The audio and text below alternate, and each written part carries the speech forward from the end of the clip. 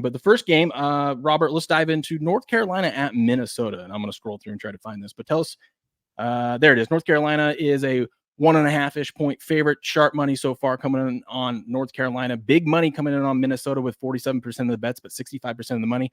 And an Action Network expert backing the Tar Heels. What do you think about this game, Robert? Yeah, that's interesting. But so this is a line that opened up for Minnesota, and some Carolina bettors were waiting on Minnesota -3. It was hovering Minnesota -1, Minnesota -2, and then some sharps came in last week on North Carolina that moved the line. When you see the line move, and especially flip from dog to favorite or vice versa, and the public's not the one driving the action, then that usually means there's somebody that the sports books respect who has either given out North Carolina, some of your influencers and handicappers that are out there, or not so much your touts, but the people that get biggest respect, or somebody sharp put in a bet on Carolina at a major sports book, and the other sports books followed suit. So I think you look at it from a talent perspective, North Carolina is more talented than Minnesota. I mean, that's where, it was like a lot of people were saying things all year in the preseason, about Florida State or Miami or some of these other teams where they're, or in some cases, ignoring it, like Alabama. I mean, you go to 24/7 talent ratings, you wouldn't know it from the prognosticators in the press, but Alabama's the most talented team in the country. And they highlighted Saban being gone. They highlighted some players going in the transfer portal and forgot that's a two-way street in Tuscaloosa, and have just forgot that the most talented team in the country is still Alabama. And frankly, they have better coaches now. I know that'd be kind of a heresy to say in some parts of the country, but Nick Saban's or offensive and defensive coordinators outside of Steve Sarkisian and ever since the Georgia coach left, have underachieved with their talent level at Alabama, not overachieved. The biggest. I always thought it was amazing that Saban was able to be a top team every single year with usually replacing both offensive and defensive coordinator every single season. More years than not. Well, yeah. It helps to have by far the most talent in the country. That's the most talent-rich roster anywhere in the country for basically almost 20 years, for 15 years. From 2008 to 2024, Alabama was usually number one in the country, talent-wise, in various recruiting rankings, and often by a good margin. That number 2 and number 3 often were a distance behind, and that's where, from my perspective, his coordinator. But the reason why this was sometimes kind of overlooked was often the offense or defense was not in top 10 on a random year. He didn't have both, and it's like, why don't you have both? You have NFL players top to bottom in your roster. You should be top 2, top 3, top 4 in statistical performance. Defensive coordinators had underachieved. He never was able to replace Kirby Smart on the defensive side of the ball. And then on the offensive side of the ball, other than Steve Sarkisian, which also was the most ridiculous roster maybe in the history of college football offensively. I mean, the number 4 running back on that roster is in the NFL. The number 5 wide receiver is in the NFL. I mean, one of them quite literally drove himself out of it, but that's another story.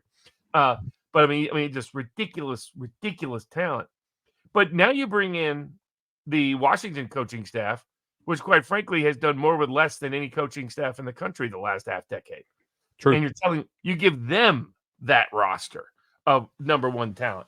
And people are forgetting that while they're hyping up Georgia, hyping up Ohio State. They kept telling you Florida State's offensive line was was one of the best in the country. It's like, that's the same Florida State offensive line that couldn't move the ball against Louisville and Florida last year when the quarterback went down. Well, everybody got to see in Dublin. Oh, maybe that's not. So I like objective talent metrics. You can go to the various third-party sites. You can go to Phil Steele's magazine. You can go to 24/7, which is now an aggregator. So it takes everybody. Got that right here, Phil Steele magazine, and we pulled up the digital version on the show. We've been looking at that throughout the summer. I've been telling him, Uncle Bob, I got him turned on to that Phil Steele magazine. I told him you turned me on that a couple years ago, and that's the best magazine on the market. Where is this? Oh, yeah, it's great because he does his own talent recruiting. It's an aggregated talent recruiting rankings. 24/7, the same. And so you look at those talent ratings, and North Carolina is better than Minnesota. In fact, North Carolina is a good bit better than Minnesota. So I think probably the wrong team is favored and was favored in the game. Now the question is, Minnesota's been an overachiever until the last couple of years. Now the defensive coordinator is gone. They're bringing a quarterback from New Hampshire. So, I'm not big on the North Carolina train. I like Drake Maye, and he's gone. The offensive line has been shaky, but you can't do but better on defense because Chiswick's gone. And I mean, Chiswick had lost it 10 years ago. How Mac Brown still gave him a job was beyond me. That was some of the worst coordinated defenses in all of college football. So, and they have plenty of talent on the defensive line. Carolina's he's back to his first early days at North Carolina when he had guys like Peppers and the like who were just dominant on the defensive line. So if they get a defensive coordinator that's just competent against the Minnesota offense that wants to run the ball and needs to win the line of scrimmage, I think that it will be tough for Minnesota to win. I think Minnesota could have a losing season. So my pick for the show will be North Carolina -2. Okay. I like that. I feel like the PJ Fleck love is kind of worn off too. More of the hype around him.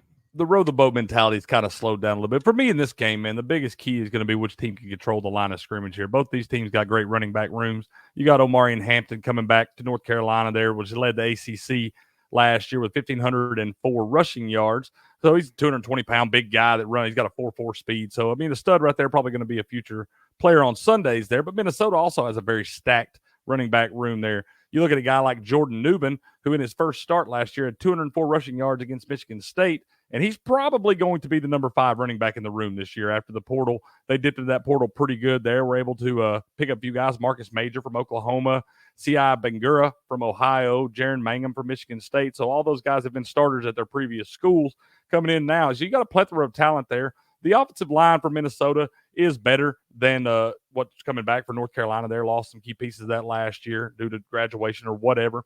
But the defensive line on the other side there, I feel like I give the edge slightly to North Carolina in this spot. So it should be an interesting matchup for me. I haven't decided exactly what I'm going to do on this. I'm kind of leaning Minnesota just due to the plethora of running backs there in that room. If Omarion Hampton was to go down, then you're looking at a guy coming in like Caleb Hood. He did have 4 starts in 2022. And you had USC transferred Darwin Barlow there and True Frost Davion Gauss, who was Phil Steele's number 23 running back coming out of high school. So they got a lot of talent in North Carolina too. But you see a major step back if Omarion Hampton, God forbid, was to go down somewhere right there. Minnesota's got a lot of guys they can plug and play. Like I said, the guy that's going to be number 5 on the depth chart now had 204 yards in his first start last year against the Michigan State team, which is going to be much better this year.